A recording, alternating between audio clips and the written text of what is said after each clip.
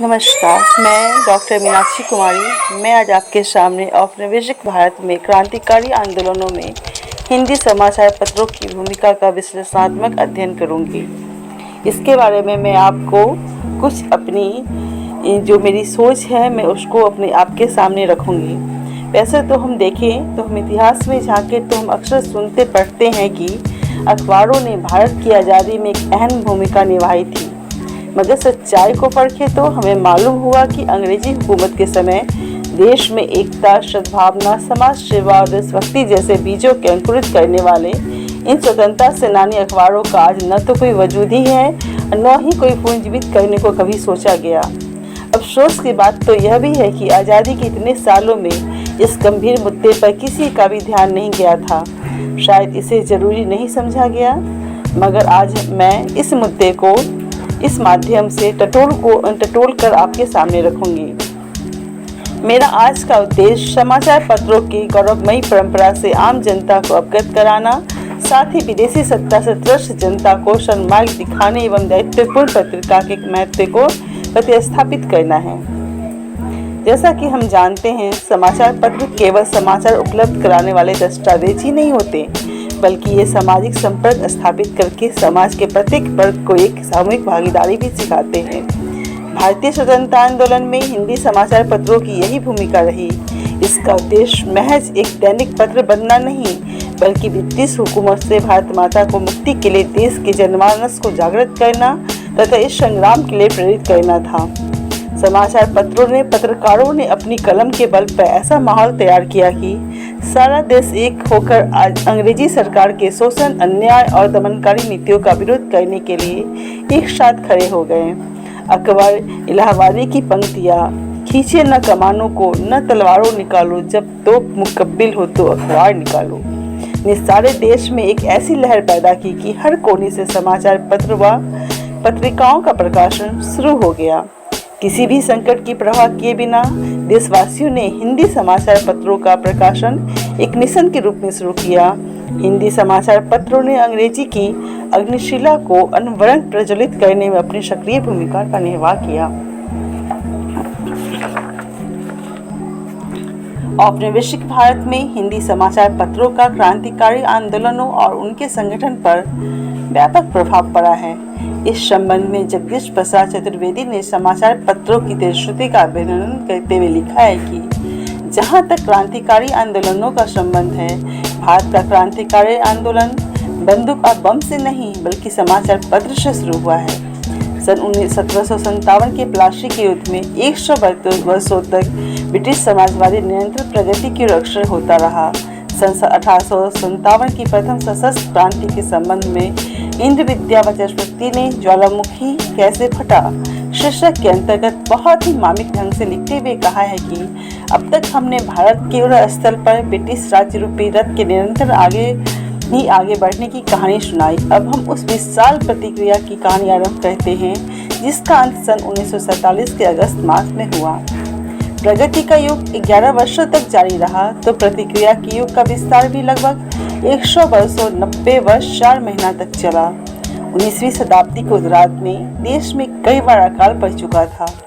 सन 1868 से 78 तक मद्रास और बम्बई प्रांत अकाल की मार से टूट पड़ा था। भारतीयों का असंतोष पराकाष्ठा तक पहुंच गया था। 1857 में पावना जिले के किसानों ने अपने को विद्रोही घोषित किया और यूरोपीय शोषण का प्रतिकार करने के लिए समितियों का भी गठन किया। सन 1877 में लॉर्ड रिटन ने दिल्ली में एक दरबार आयोजित किया था। इसमें देश के राजाओं, महाराजों एवं नवाबों ने भाग लिया। इस दरबार में महारानी विक्टोरिया को भारत की सामग्री की उपाधि से विभूषित किया गया। इस आयोजन पर बहुत धन व्यय किया गया था। देश में इसी वर्ष दक्षिण भारत में भयंकर अकाल पड़ा था। रिटन ने इस तरह कोई ध्यान नहीं दिया। जनता की अकाल से रक्षा का कोई प्रयत्न नहीं किया गया। हिंदी समाचार पत्रों ने इस कार्य की तीव्र आलोचना की। सार्वजनिक धन की इस अपव्यय एवं जनता के रक्षा प्रयासों की उपेक्षा कर व्यंग करते हुए कलकत्ता के पत्रकारों ने लिखा था कि जब रोम सो रहा जल रहा था, नीरो बांसुरी बजा रहा था। 20वीं सदी के शताब्दी के आरंभ में सारे भारत में क्रांतिकारी लहर दौड़ी थी। देश में आर्थिक और राजनीतिक संकट जोरों पर था। 19वीं शताब्दी के अंत तक अकाल और प्लेग की बड़ी संख्या में लोगों की मृत्यु हुई, जिससे लोगों के मन में निराशा और दुख के बादल छा गए। मगर यूरोप और एशिया में कुछ ऐसी घटनाएं घटी जिनसे यहाँ भी आशा की किरण फूटी, जैसे कि ऑटोमन साम्राज्य से बाल्कन राज्य की आज़ादी।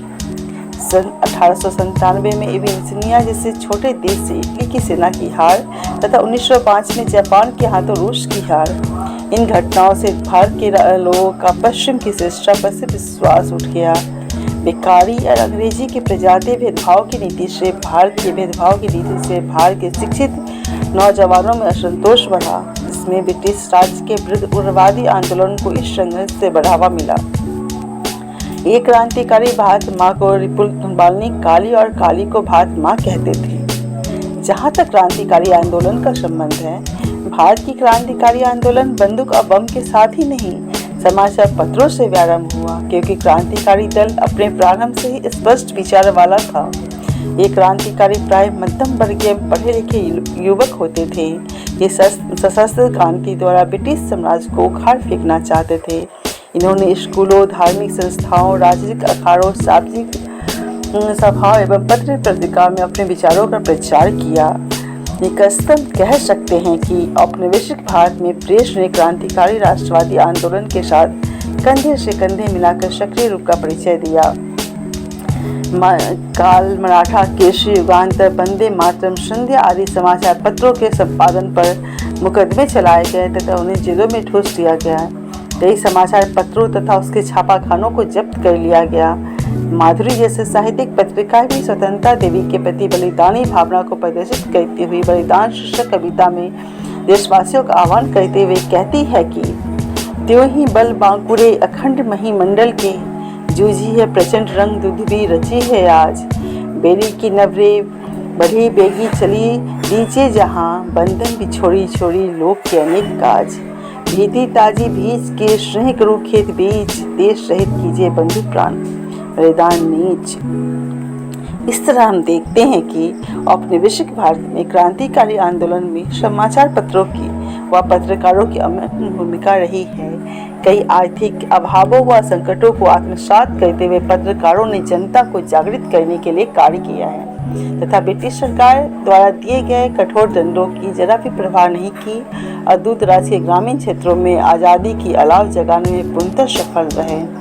लाल चतुर्वेदी ने लिखा है, आज़ादी जितना मीठा शब्द है, पर यह शब्द अपने आप में मीठा नहीं, इसमें मिठास लाती है कुर्बानी, इसमें मिठास लाता है बलिदान, पर यह बलिदान औरों का न हो, उनका हो जो आज़ादी चाहे। उस समय पत्रकारिता एक मिशन के रूप में काम कर रही थी। काफ़ी परेशानियों के रहते हुए भी ब्रिटिश सरकार का मुकाबला पत्रकारों ने किया। समर्पण जैसा शब्द उसके शब्दकोश में नहीं था। हिंदी समाचार पत्रों को स्वतंत्रता संग्राम से पृथक करके ही नहीं देखा जा सकता। इन समाचार पत्रों उनके पत्रकारों को क्रांतिकारी आंदोलन में योगदान स्वर्ण अक्षरों में सदा चमकता रहेगा। इसी के साथ मैं अपनी वाणी को विराम देती हूँ और आशा करती हूँ कि मेरा यह वीडियो आप सभी को पसंद आया होगा। नमस्कार।